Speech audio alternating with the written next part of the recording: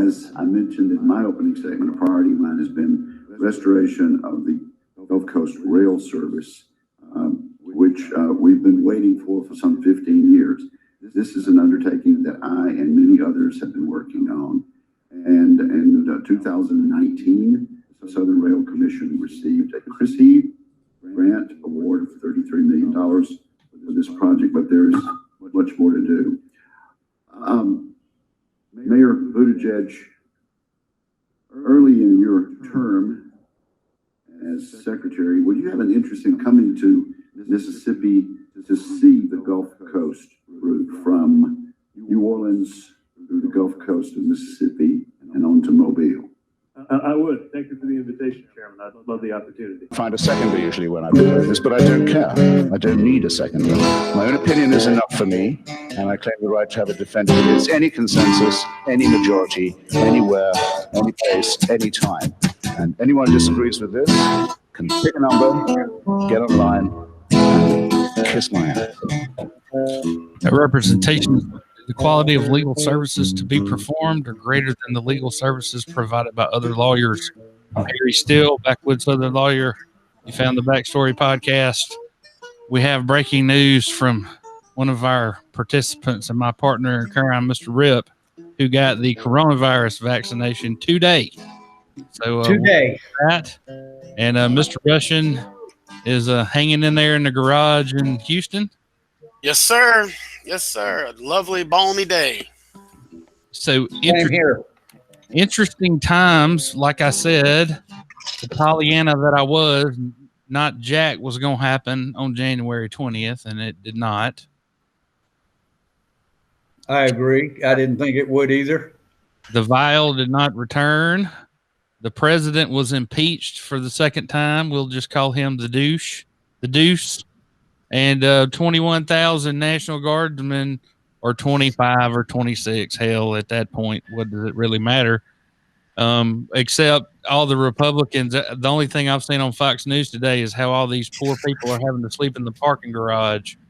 They've moved them already back into the Capitol building. So we had Rains and I did a live stream. We watched the Hunger Games inauguration. It was a show, but of course no one was there to see it. They had how many people were at the inauguration range? Round numbers. Around 3,000. And in place of people, there were flags placed on the mall, so we'd have something to look at. The flags were placed on the mall to memorialize the victims of the coronavirus. Right, and that looked absolutely fantastic. The night shots were beautiful. I especially liked all the fireworks for the 3,000 people in attendance. Oh, man, that was some fireworks show for real. So I got to ask, what's the difference in him using the National Guard as opposed to him using jackbooted thugs to move people out for a photo op? Well, I don't know, but I can tell you that the Proud Boys and QAnon are jumping ship. Montgomery Mayor Steve Reed under fire for tweet about Trump trash. Focus on the class that's coming in rather than the trash that just went out. Inauguration day. The sheriff finally broke his silence. Says no man is perfect. However, today law enforcement loses the most supportive president has had in decades. President Trump loved sheriffs so much. He gave a telling comment. Fun. What a telling comment. Of course, President Trump loves sheriffs so much. They're the highest, most corruptible, most graft-prone elected office in the country. Of course. As we here in the South have proven time and time again. And it should be noted that Sheriff Mack said not one single word about the insurrection. Not one. Well, these guys are pretty hard. Yeah, I will echo what I said before. Keep a close eye on the murder investigation into the insurrection that resulted in that Capitol police officer dying. I believe you'll see some staff members' names from Congressman Mo Brooks' office come up in that. So the president did not attend the inauguration. He instead had a 21 gun salute to YMCA and took his last flight to Florida. On the way out the door, he extended Secret Service protection to his adult children. And of course, like you said, the QAnon believers grapple with doubt, spinning new theories about Trump's era. You know, You can't make this up. You can't. Let me clear one thing up real quick, just so people don't think that this was adding to the ridiculousness. The children of the former presidents have the option to have small Secret Service details, just like former presidents and vice presidents do. It is not something that he had to allocate extra for. That mechanism is already in place. You just have to ask for it, and most everybody has. Believe it or not, the Obama children still enjoy a level of Secret Service protection, as does the Chelsea Clinton. So it's not the Bush. The Bush daughters enjoyed it up to a point. When they finally married and started having families, they declined further Secret Service protection, but they are allowed that, and it is budgeted, and it's not some big graft or grift. It's actually in the articles for that to happen. So the day Trump's leaving office, there are people in a limousine outside of the White House waiting on Joe Exotic's pardon that never came. Yeah, they're waiting outside the prison. That was quite a spectacle. I enjoyed watching that. A sign of our times. So, Our Paul, priorities. I often peruse the county commission agenda and point out things that people should take notice of. How about the $8,400,000 worth of Go Mesa funds and how they're going to be spent? All this happened day before yesterday. How about this? Wait a minute. Whoa. Time out. Can you go back to that slide? Yes, sir. I'd like to see what a $3 million boat launch looks like. Well, Chris Elliott has spared no expense.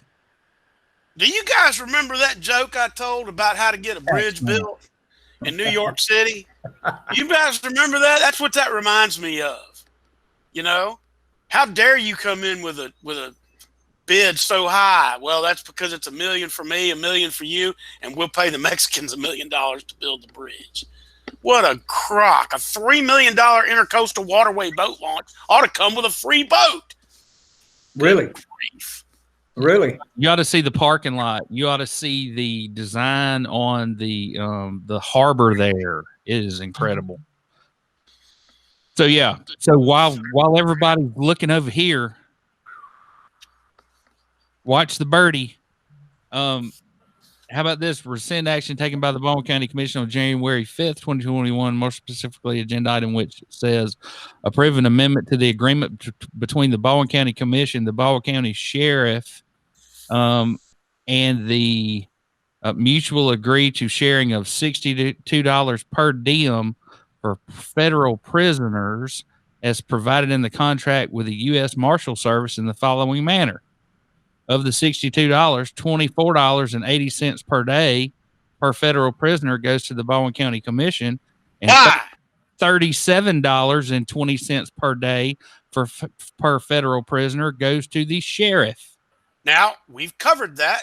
We know why the money goes to the sheriff, because, as was so well proven by the former sheriff of Baldwin County, the sheriff can administer food as he sees fit through basically a private slush fund that is state mandated. Now, we've covered all that, right? So they've cleaned that up, but here's the rub.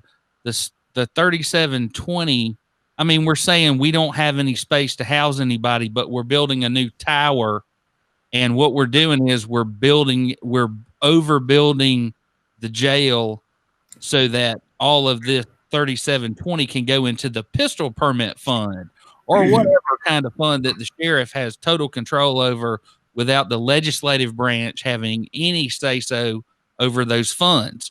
Now, we've talked about the three branches of government many times, and we're about to get into executive orders and why and how that is out of control and a bunch of BS. But this is a good example. This $37.20 a day. So the taxpayers are going to overbuild the jail to provide a stream of revenue that a constitutional executive officer has control over without any legislative oversight of that stream of revenue. Just to be clear, this recommendation is to rescind the 2480 to the Baldwin County Commission and flip-flop it to where the sheriff gets 2480 and the Baldwin County Commission gets 3720, the 60-40 split. Right. They flipped it. So how's that? Okay. How's this any better? So he gets the 2480 a day. Great. What's he? Why does the county commission get that money? So they're just treating it like a straight up revenue stream. They want to build a $1 billion panopticon prison just so they can have that revenue stream. That's fantastic. That's like the city of Patton Village right up the street, which consists of a stretch of Highway 59 and about a half a mile in on either side, whose 90% of their city revenue comes from traffic citations. That's ridiculous. Incentive to have prisoners. It's exactly what it is. It is the private prison system. Well, you got to understand. For the public. If you go to a federal prison, chances are all the guys that work there are in a union, and like brutality and that kind of stuff. While it happens at the federal level, it's not the every damn day one of these guards gets caught taking contraband in, cell phones that they can sell for $1,000 or drugs or whatever, because they could make more money working at McDonald's and probably get more respect. Unfortunately, now here's a point to clear up. This money per federal prisoner, they are not keeping federal prisoners during their sentence. They are holding federal prisoners during their court process. Correct. But here's the thing. State jails do not jail federal prisoners. They don't serve their sentences in county jails. Now, they'll get credit for time served, but when you get sentenced in the federal prison system, you go to a federal prison. This is just while they await trial and if they don't have bond. Okay, and a lot of times it's somewhere they warehouse ICE prisoners, because we only got one judge in New Orleans that handles this, and people are getting captured and brought from Atlanta, everywhere else, Houston, down to New Orleans for the hearing. Harry, I hate to correct you on legal things, for crying out loud, but we have one judge in New Orleans, and we also have one part-time judge in Miami. Okay. So please get it right. I knew it wasn't many, but I knew that the end point was New Orleans. We had two judges for the 5th Federal District. And remember, what they did with the money previously was Todd Intrican ended up with a damn $750,000 beach house, and I was raising hell about this in 2004. Absolutely. So, dang it. See, 3 branches of government, right? The sheriff is part of the executive. They're talking about giving him a revenue stream that nobody else has any say-so over. Now, conversely, an executive order by a president was meant to be done, let's say there's an outbreak of war and he needs to engage the wheels of government and doesn't have time for Congress to get their ass to Washington. So he would do a stopgap executive order that's in effect for 3 days until Congress can get here to meet on it. Actually, Harry, that's all under the War Powers Act. A better example would be if there was a natural disaster and the president needed to do an executive. Whatever the hypothetical situation is, it was meant to be temporary. What has happened is we've started creating policy with executive orders. Absolutely. Left the legislature completely out of it. Now, the best thing that Biden could have done to undo the bad things that Trump did was say, hey, Congress, y'all need to have a vote on this because I'm going to repeal it. if there's a policy that needs to be made, Congress certainly could have handled it since Trump initiated it. Well, Right. I'll speak for 2 minutes on that. In that we live, ever since George H.W. Bush, have lived in a cycle of executive orders as policy. Ever since. Now, that's not to say that there weren't executive orders carried out as policy before, but the culture of policy has been laid out by executive order since the first Bush White House. Precedent. What you have to do right now is change that system, but you can't change it in the first 2 weeks. You've got to do what you can do by executive order and then stop it. Stop signing executive orders to make policy. Now, I believe that's going to be the case with this administration. They are not going to govern by executive policy, as we saw so blatantly done in the former administration. Okay, well, they're saying he's 15 in 24 hours. Right. It has to be undone. You rip the Band-Aid off, and then you move into actual policy making, which we have an opportunity to do now that we've balanced the houses. And the precedent has been set with the executive orders long before this, like you're saying, all the way back to Bush. That's what I'm saying. If you think it's sidetracked, and I agree, but it's like Rain said, you're not going to change it in 2 days. So my conservatism is that I believe in our system. I don't believe in the people, the Muppets that are in the positions. Okay. So I'm a conservative in that I believe in our form of government. Okay. Yes. So when I get a bunch of this kind of stuff, human rights, actions to advance racial equality through the federal government, incoming domestic policy advisor Susan Rice explains President Biden wants every federal agency to review equity in their programs and actions. For example, this executive action of the Office of Management and Budget will analyze if federal money is equitably distributed in communities of color and other places of need. The outline of the executive action said Rice also said Trump's harmful 1776 commission, which I've shared in its entirety on Backstory Podcast Facebook page. If anybody wants to go read that, the 18-member board be formulated in September will be stopped. The commission's goal was to study the president's concern that American education system was taking a too liberal approach to American history. So now we have dueling histories. No, we don't have dueling history. No. We have regular history and not recidivist. That's right. That's right. The history we have is the history we have. So Rains, I hate to say it, told you so, buddy. Well, you know what? I hate to say I was wrong about something. Line is as dead as a doornail. And well, I did some further research into that and found that pissed. Yeah, I did some further research into that and found that those bonds that I mentioned in the message that I gave to you, those bonds that I mentioned are negotiable bonds. So they are not immediately cut off, and we are not immediately financially responsible for them. I was incorrect about that. But that's because I'm not a bond attorney. So next time, consult the bond attorney. So we're going to rejoin. We've already rejoined the Paris Climate Agreement by executive order, which obligates our businesses to all kinds of things. But we've done it by executive order without oversight or approval of the Congress. Killed the Keystone XL pipeline. Get ready for $6 gas. Time out. Bull. Okay. Bull.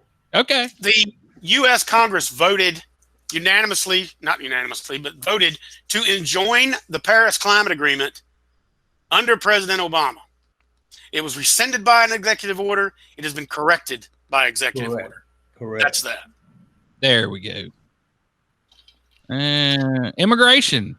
Defend Dreamers program for undocumented young Americans. Mr. Biden, whoever calls on Congress. Harry, do not lay a finger on the DACA program. Dreamers. Almost a million. I will fight you to the end of this podcast. Who were brought to the country as children and shielded from deporting by President Obama. The Trump administration challenged the law, but the Supreme Court upheld it. In so-called Muslim travel ban, which in 2017 restricted travel and immigration to the U.S. from Syria, Iran. So, Rains, there's a rule of professional responsibility that I have to tell people when they come see me, and I say,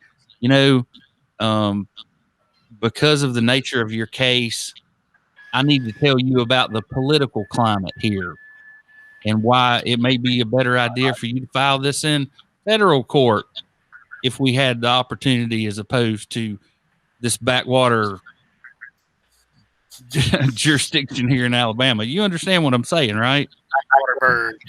Right. So the Muslim travel ban, which while it's xenophobic and not based in science or whatever, It should stop at that. Why Let's would stop you? there. I can't think of the last time a Swedish terrorist. What, Harry? Why not just stop at that? It's xenophobic and religiously bullshit. Why not just stop there? Don't defend it based on Constitution. Just stop there. That's pretty much it. We all know what it was meant to do. And it's not a good idea. And it's not what this country stands for. And that's that. Change Trump's arrest priorities for immigrations and custom enforcement. This executive order will repeal changes Mr. Trump made in the first week of his presidency in 2017 to make interior immigration enforcement much stricter. Few specifics were listed in the outline of the executive order, but the incoming Biden White House team stated the Department of Homeland Security, in partnership with other agencies, will set civil immigration enforcement policies that best protect the American people and are in line with our values and priorities.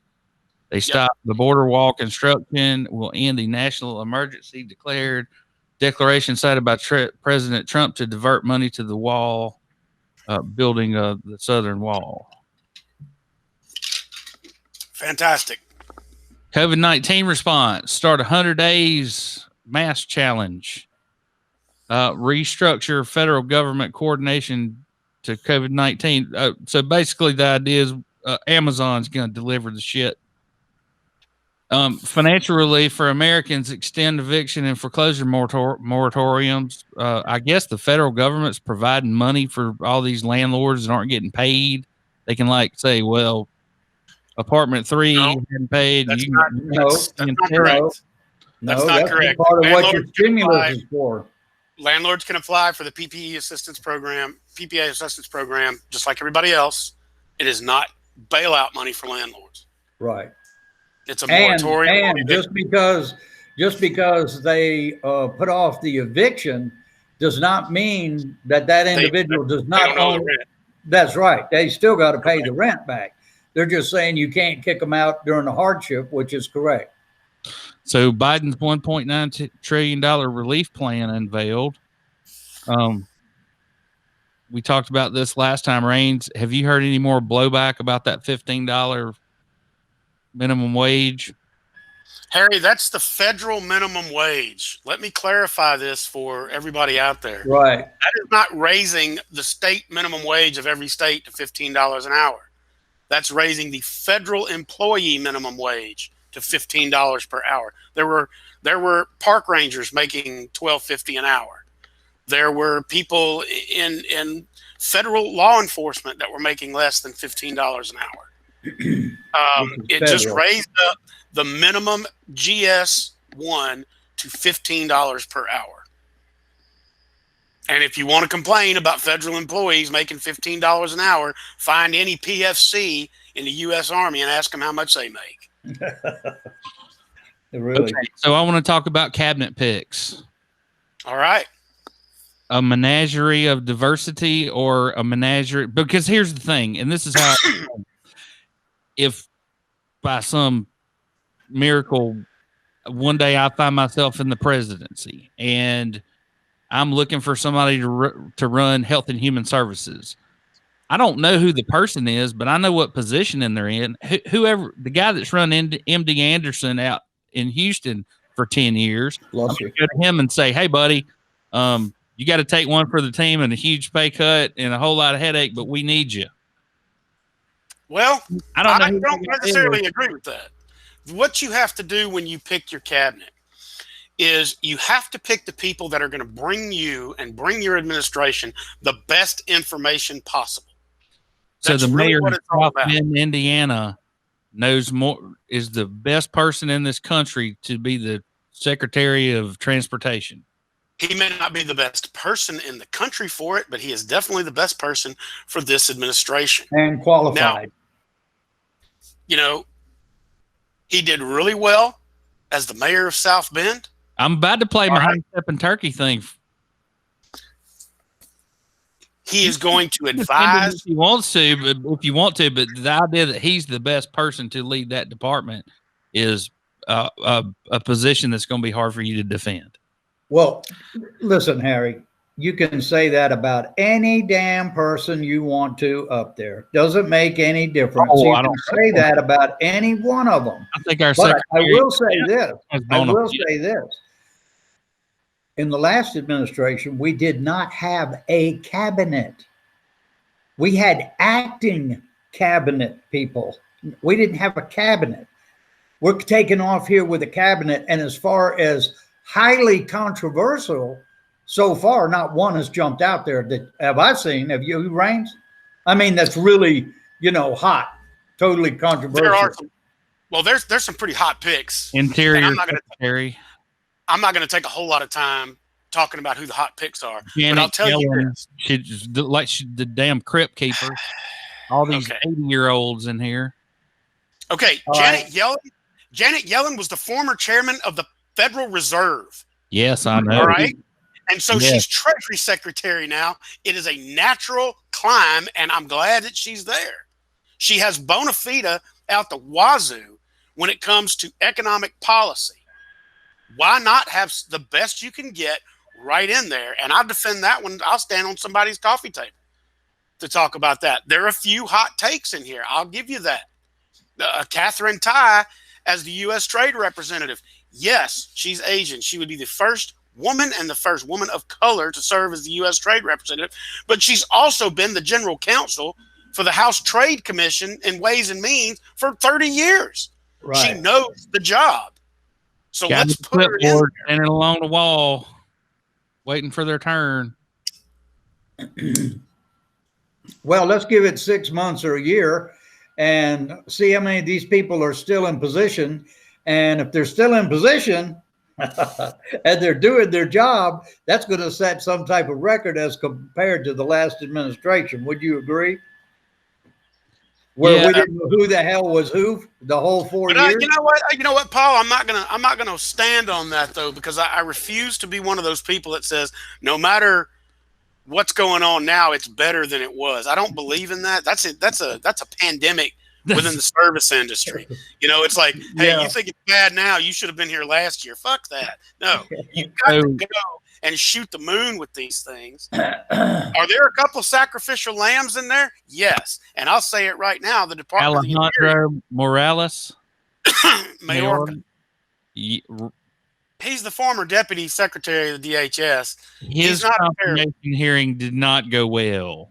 And no, it did not go Hardly. right. Like I said, there are a couple of sacrificial lambs like there are in every cabinet beginning. You But put up this- some people that are in play so you can take them down if you have to gain political capital. All right. Here's some that aren't in play that are locked in. The defense secretary, General Lloyd Austin. Fantastic pick. Absolutely Yeah. fantastic pick. Yeah. That They man's had going to make a great sec def. They had And to bend the rules for him. they've had to bend the rules 7 years. for two prior ones as well, and I'm really not as concerned about that as most people used to be. Yeah. He's You were been just out long saying- enough. Eisenhower was.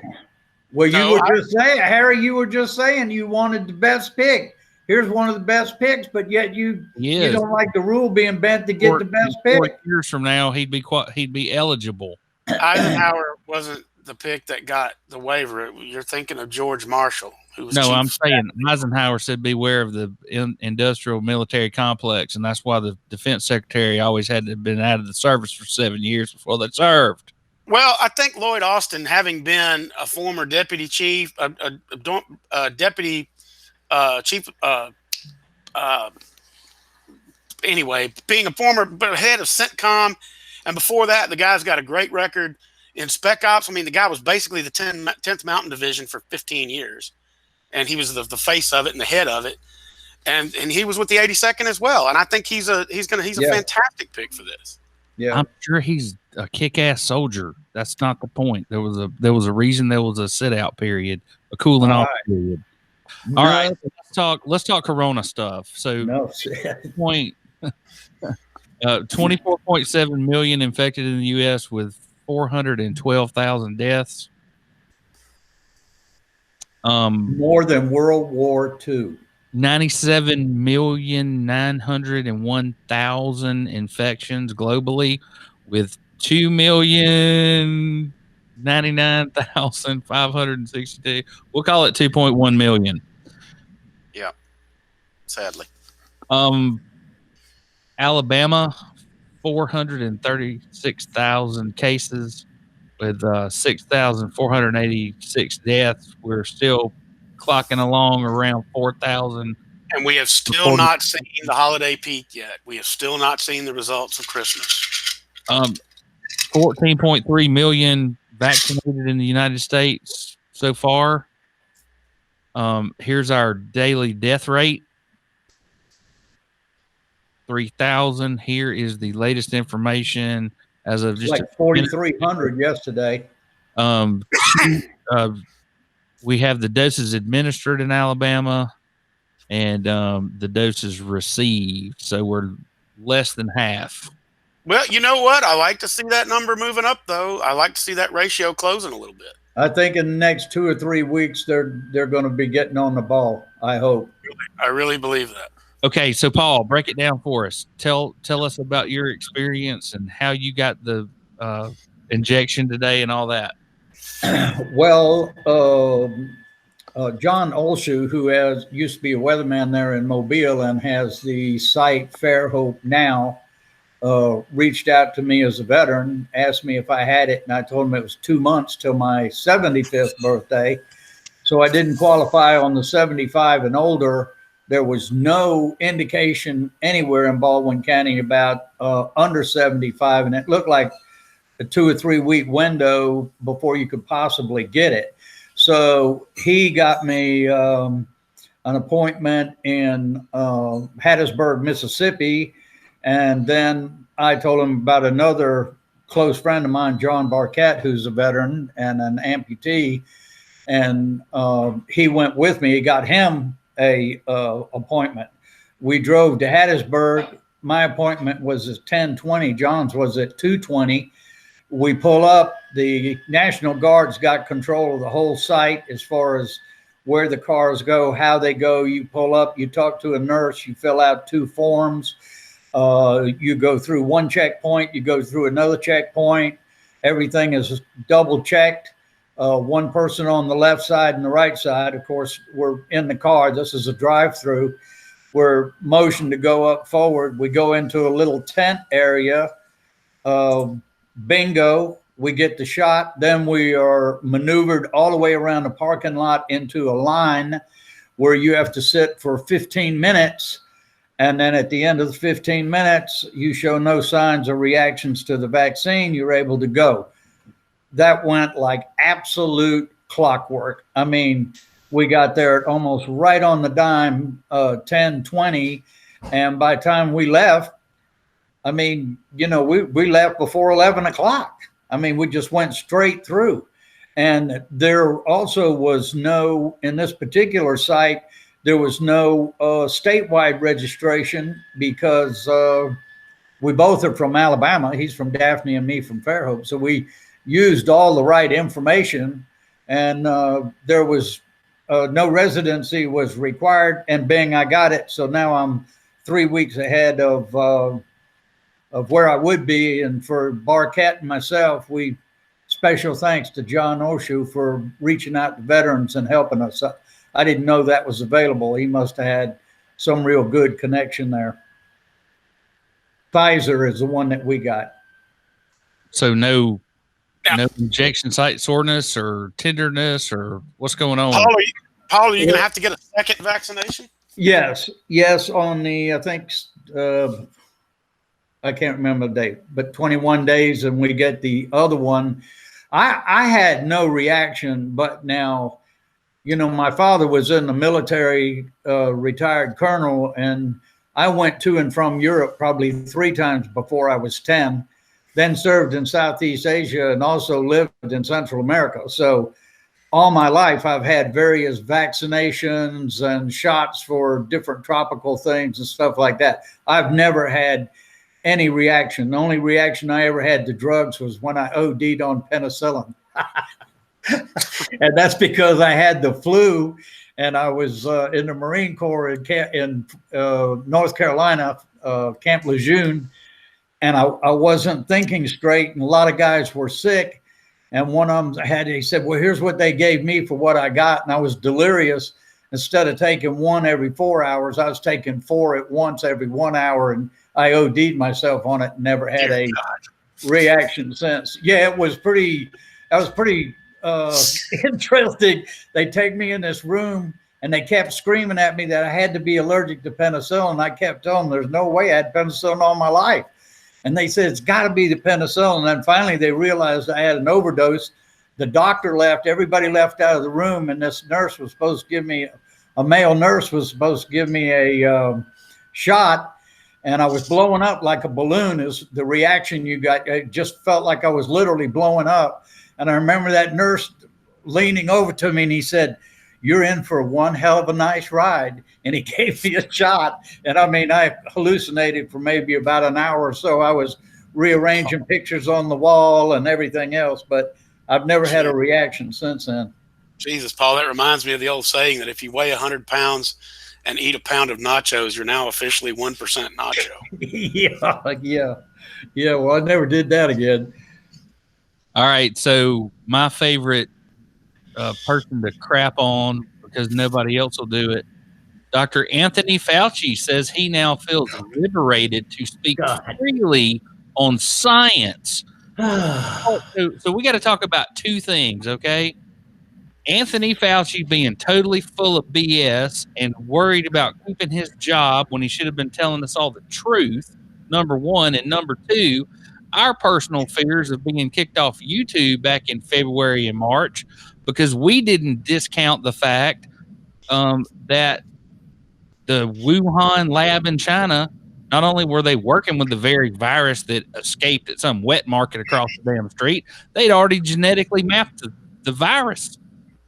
You know, and we were told, oh no, anybody that says that, purports to say that, they're crazy. Well, you'd have to be out of your mind to discount that.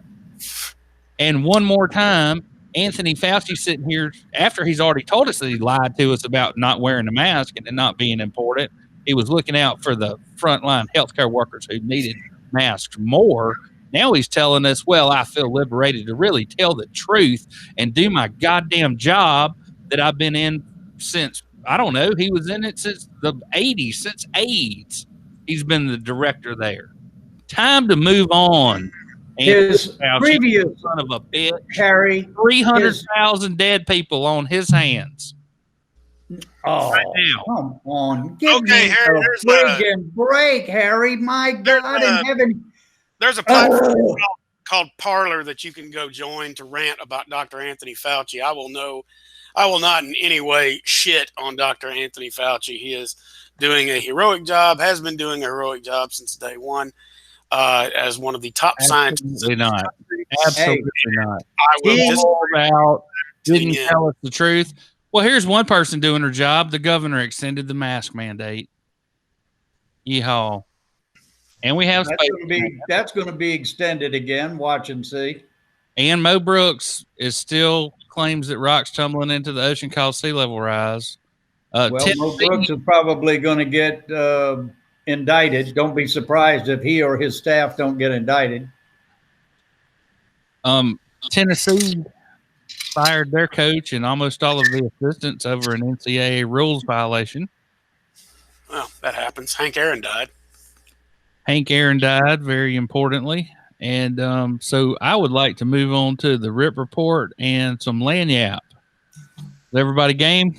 Yep. The first one I'll go over on Lagniappe is I want to refer people back to the reining it in. Fairhope proposes renovations to the drastic park proposes revisions. I FOIA requested the city of Fairhope for all the documents, contracts, and everything with the waterfront project, which is $6.3 million. And I tell you, what a shame. They spent 18 months getting this grant, putting it together. It would have been a showpiece. It doesn't mean that some of it could not have been some compromise or whatnot, but instead, the new plan simply calls for bringing existing stairs, there's 2 or 3 sets that are wood, up to code, providing an ADA compliant ramp.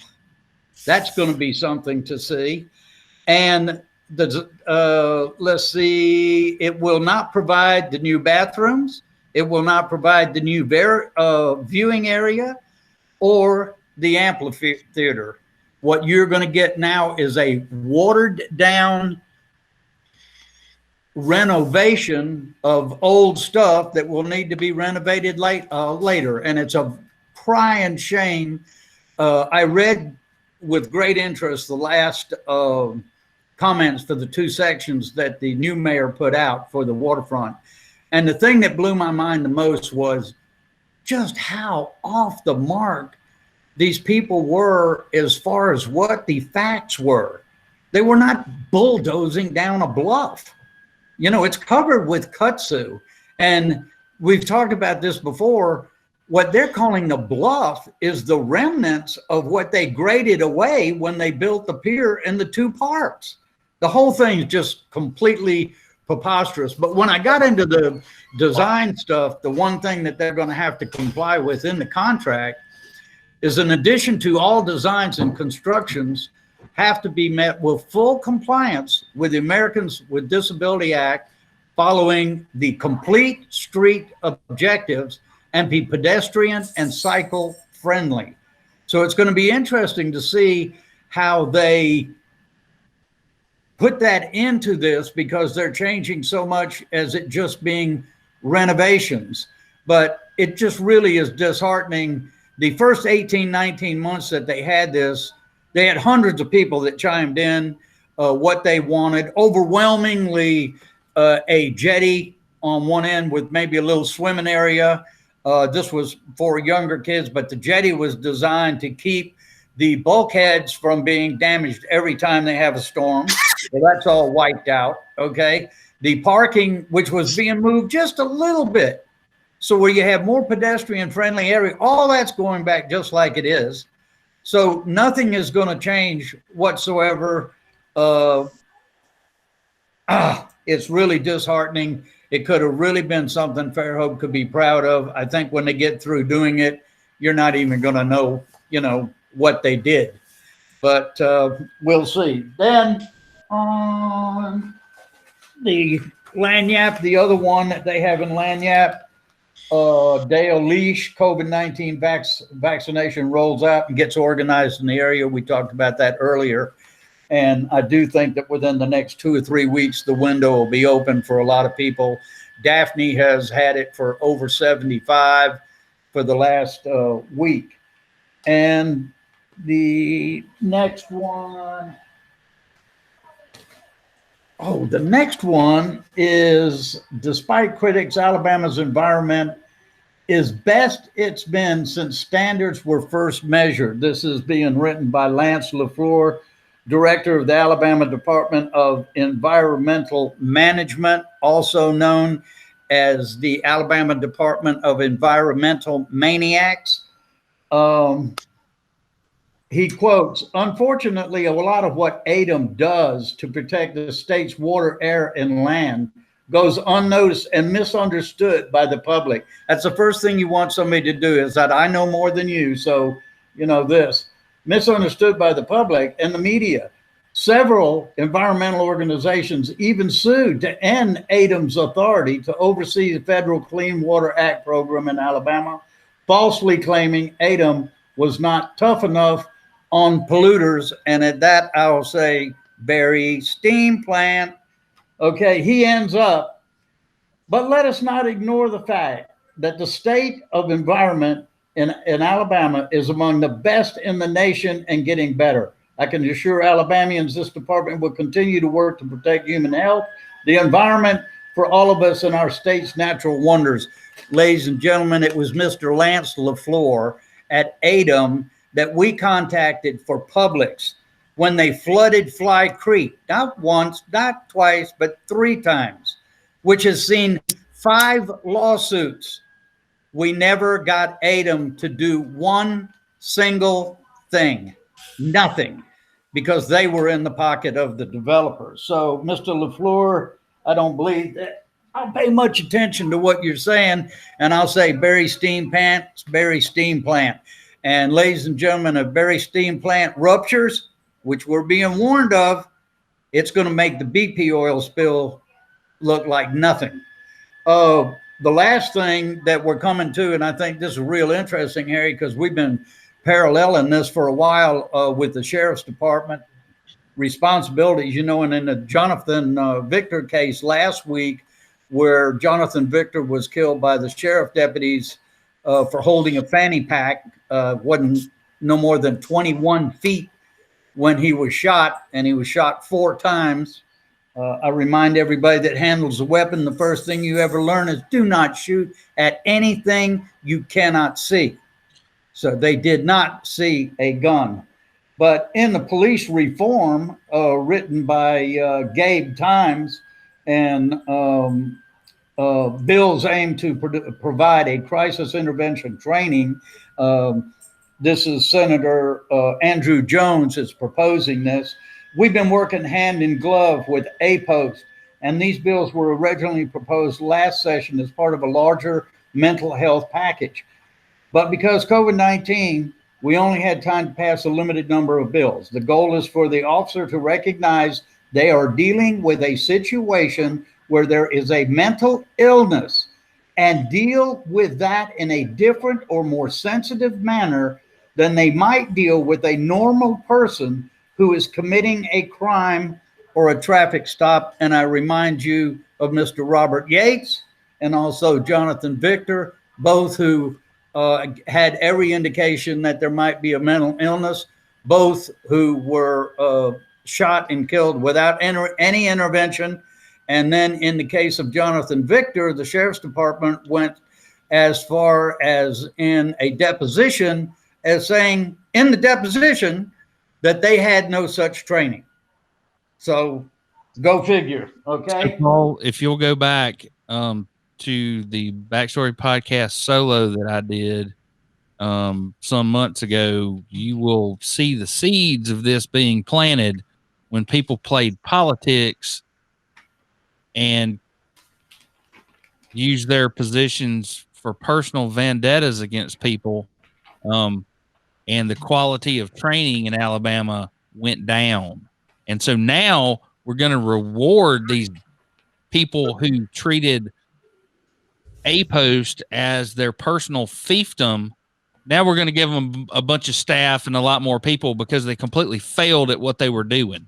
Hell no. You clean house, you start out with a new director, and you get some people in there that know something about training police officers, because APOST knows jack shit. One of the most unfortunate things that happened during 2020 is we got that defund the police. And what it should have been was something like reorganize or, you know, retrain or something like that, because the training of police officers, especially with firearms, to shoot the way that they are without using, you know, we're paying for cameras on body cameras, and they want to have the ability to tell us what we can see and what we can't see. If they can afford body cameras, then every car should have a shotgun beanbag. And that'll be 2 or 3 people that would be alive today if that was the case. We've just been saying that for like a year and a half. Yeah, at least. You didn't give Rains and I an opportunity to chime in on the article about ADEM. You'll remember that he is right. There are some white hats inside of ADEM. If you go back and watch our podcast we called Riddle of the Stinks, we got a tip from a fella inside of ADEM that said, hey, Baldwin County Sewer Service applied for this permit, and because they're not releasing their effluent as groundwater, they should be regulated by the Public Service Commission because it would trigger it otherwise. And we have been back and forth playing badminton with these yahoos over at the Public Service Commission. And so now it's come to loggerheads. They've asked us to ask for an official advisory opinion. And of course, Twinkle Kavanaugh, the president, and my version of Mother Teresa, who is going to be, in fact and fiction, could potentially be our next governor, totally beholden to Alabama Power Company and those type of entities. She's not in any hurry to do any regulation of anything, especially when they can get away with doing nothing. And remember, people in Baldwin County, you have no sewer regulation in this county, the only county in the state. They boast about making the most money, one of the largest counties going forward and fast, and the sewer system is still not regulated. I got a couple of Lagniappes that I want to cover real quick. I only got one more. So Shane Taylor, a local criminal defense and family law attorney who lives in Spanish Fort and has an office in Mobile, was arrested and charged on third-degree domestic violence charges January 15th, according to the Ball County Sheriff's Office. All I'll say about this is I'll wait and see what the jury verdict is, along with the position of my position on former Daphne Chief Joe Hall. You know, the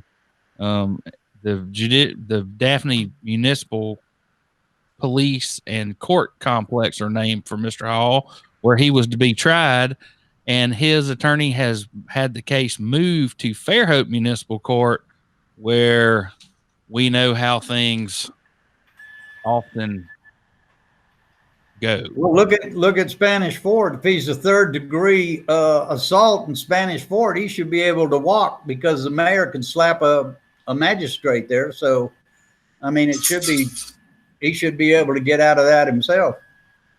We live in a time that is neither chivalrous nor wise. Right. Well, the last one I got, Harry, in Lagniappe is Ashley Trice's Hidden Agenda. Everybody should read this. When nothing is true anymore.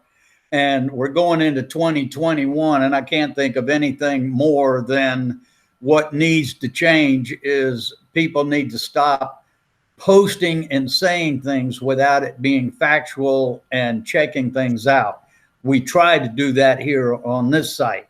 Even if we disagree with each other, we at least try to get it factually correct. Absolutely. And all I wrote on that was Amen, Ashley.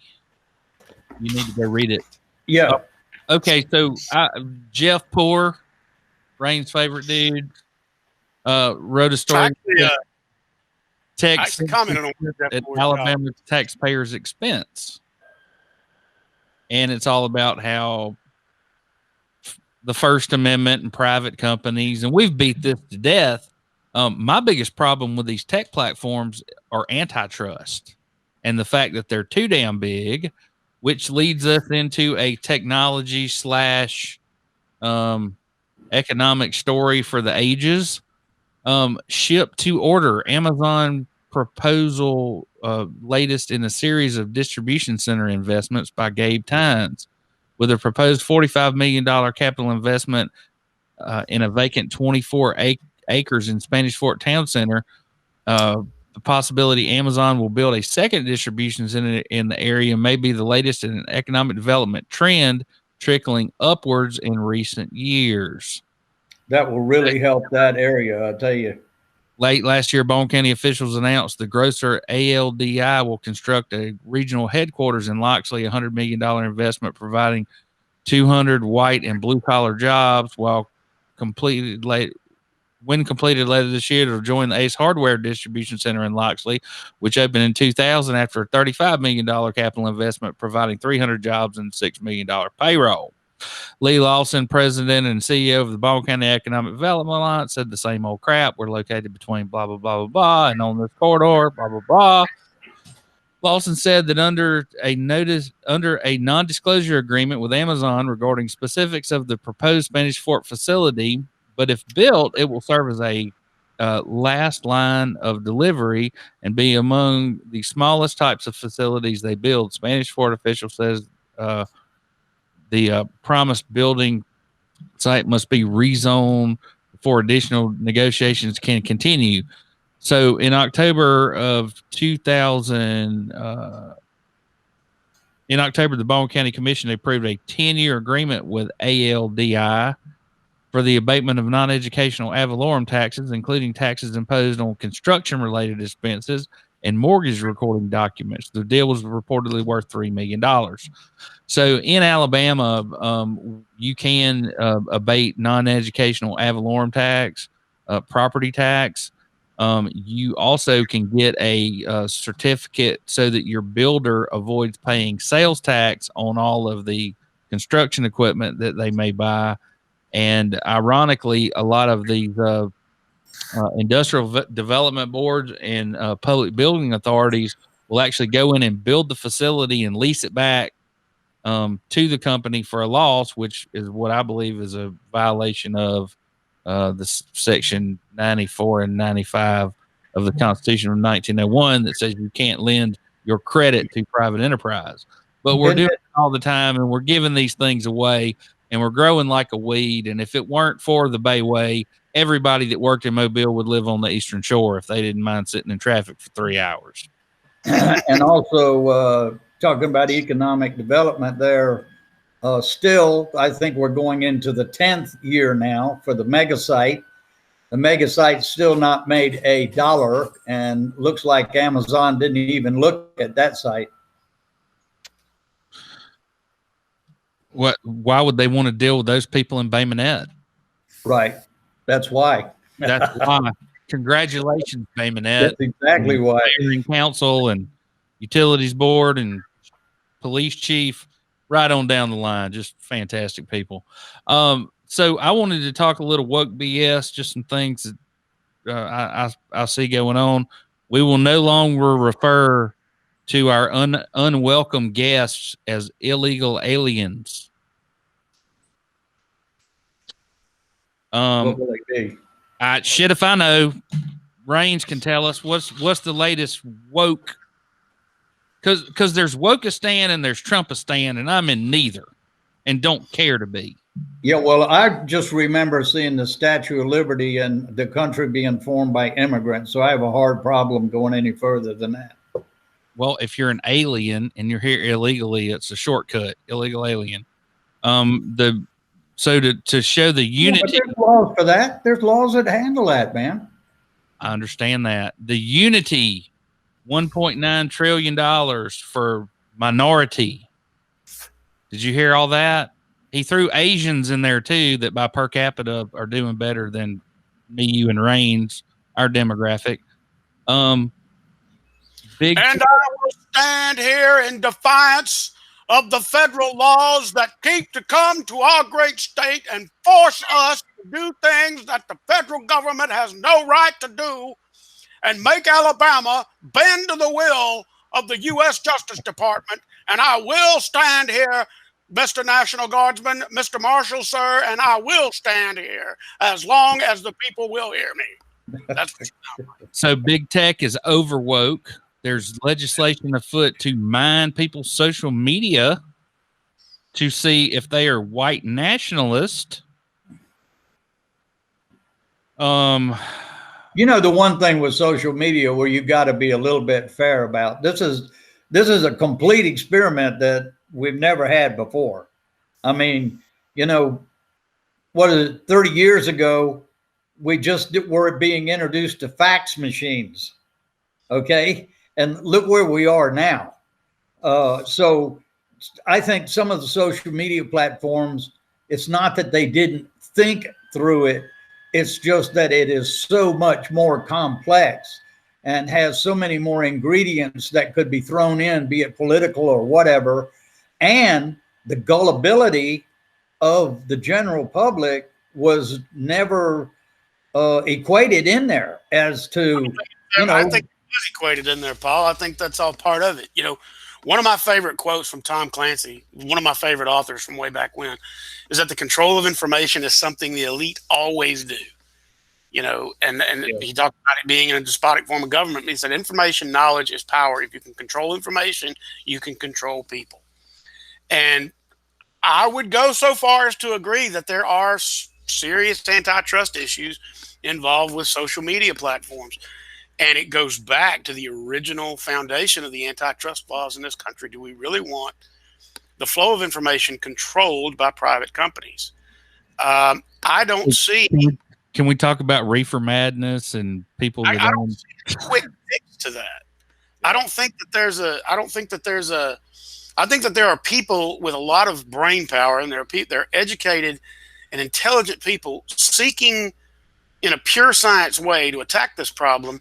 But I don't see it. I see this more as a moon landing and not an orbit. It's going to take a while to figure out how we as America, as a country, and we as a planet are going to address social media. I mean, we can't take the authoritarian way. We can't restrict the flow of information, but good grief. George Hurst, Jimmy Saltner, a lot of men would disagree. A lot of people achieve political power by controlling information. Flow of information. Well, Gary, look at Baldwin County. The only information you're getting in Baldwin County, it's about as suppressed as it can get, is Lagniappe. And if you want something that's a little bit more out the box, it's this podcast. Go look. As far as the people, as far as anybody that's out there zeroing in on political corruption and what is outright wrong, we are the only ones. So listen, man, we're and it's hard to be humble, but we are the Hank Aaron of podcasts. We're not. Wow. We're not journalists. We're you know what we are? We're the guys who go out there and we file lawsuits. We file ethics complaints. I'm in the damn gutters every day with these people. Harry, I feel like we're more like the Lee Trevino of podcasts. Yeah. Maybe. Yeah. I'll go with that, Rain. Hank Aaron's a big step. That's a lofty goal to aspire to. I think we're more like name another podcast that's not a bunch of mealy mouth activists or wannabe journalists. I think the MMA man himself, Mr. Rogan, would probably disagree with your Hank Aaron assessment of our podcast, but he would definitely. I've never heard of him doing the damn thing, filing the lawsuit, doing anything else. Have you? That's absolutely true. Let's call us the Bill Pecota of podcasts. Bill Pecota is my favorite baseball player of all time, the greatest baseball player to ever play the game, the only player in the National League who started a game at every single position. Wow. So let's talk about this. The Trump deprogramming. What exactly do you mean by that? Well, I just turned on MSNBC and they said we've got to deprogram these 73 million Americans. No, I think that's gonna unwind itself. Yeah, I do too. There's the outrage of the cancel culture will fall back on that. You'll see a lot of I said this before, and I said it to some people the other day. You know, when are we going to get rid of the racism and all this other stuff? I said, you're not. It's always been a part of this country. It wears a lot of different hats. I said this when Harry and I were live casting the inauguration. Sure. It's always going to be around. It's part of who we are as a country. As shameful as that may be, you've got to take the good with the bad. Can we seek to continually improve? Absolutely. But as far as we've got to reprogram the Trump base, no. No, you don't. You let people make up their own minds about things, and you allow people to come to their own political views. I don't respect any of their opinions. I don't like any of the things they've got to say, but I'm not going to stand up and vote for them to be politically reprogrammed like I'm Paul fucking Pot. No, that's good. Not how it works. Good. So well, the other thing too is that you got people keep using the figure 73 million. However, after that little January 6th insurrection, the polling numbers for the past administration have dropped down to like 29%. You've got the Proud Boys and QAnon just jumping ship. So, and you have those that were totally sincerely believed in what they were doing. However, they were appalled by what happened. So I think that the 73 million has dissipated itself probably as much as in half by now. We've had a difference in presidents every 4 years to 8 years, and that's exactly what's going to happen here. You can be as controversial as you want with the new administration, but you know, we just tolerated 4 years of the past administration. This is the second day of the new administration. So I'm going to wait and see how it pans out. And I'll say this about political reprogramming. I'll say this, and I'll stand on a coffee table and say this. I know people that are true believers in what the former president was and what he represented. And I use this example when I talk about them. No one is ever going to convince me. And I've been a student of his politics. I've been a student of his policies. I have taken the good with the bad. No one is ever going to convince me that John F. Kennedy was not a fantastic president. Period. You are never going to be able to come up with something that's going to make me think that John F. Kennedy was a bad president. I know some of the terrible things he did. I know a lot of the great things he did, but you're not going to change my mind. I know there are people out there that are forever going to feel that way about the 45th president of the United States. So as far as political reprogramming goes, it's moot. Agreed. Yeah. And Harry, let me ask you this, Harry. What president do you think is respected more in Central America, South America, and Africa as a humanitarian than any other president in history? Obama. Why? Jimmy Carter. Carter. Oh, you Jimmy mean Carter. post? Jimmy Carter. So Jimmy Carter's going to go down. His legacy is going to be humanitarian. That's a pretty heavy title, buddy. Mm-hmm. That's a pretty heavy title. There are people that live, that breathe the same air that you and I do, that believe that Jimmy Carter was the greatest president this country ever had.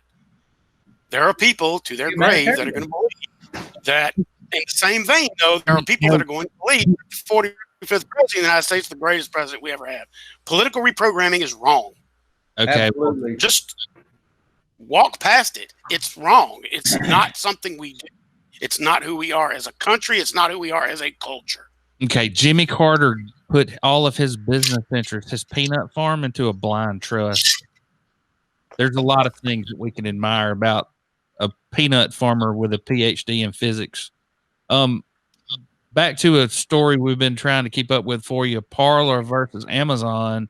A federal judge denied their injunction. So when you come to a court asking for an injunction, it's an equitable remedy. And one of the elements you have to show the court is that you're likely to succeed, that what they've done is outside the bounds of normal business practices, and that they've violated the contract, and therefore they should be required to host Parler on Amazon servers until the judge can get around to hearing the case. And the judge said, no, sir. Some other things that I'm hearing is that Amazon, of course, we talked about that, has offered to help the president with his 100 million vaccinations in 100 days. And Lindsey Graham came out and said, where the hell were they? Why didn't they offer this to President Trump? I think we all know the toxic nature of that rhetorical question. Pelosi says that lawmakers who may have had anything to do with the assault on the White House, we're gonna root you out. And I will say one more time: anybody who will trade their liberty for security, blah blah blah. Here's what I want to close on. No politician you have ever heard has not mentioned the fact of transparency and accountability to the point of nausea. To a point of nauseam. If you don't have accountability, you don't have good government. Period. That's it. And that's what happens in Alabama and in Baldwin County. It's a vacuum, a complete vacuum of any accountability whatsoever, from the judiciary all the way down to the municipalities. That's why political corruption is so rich in our state. And I'm going to have to get out of here pretty quick, Harry. Sorry. Okay. Well, a couple other things that I wanted to cover on franchise fees.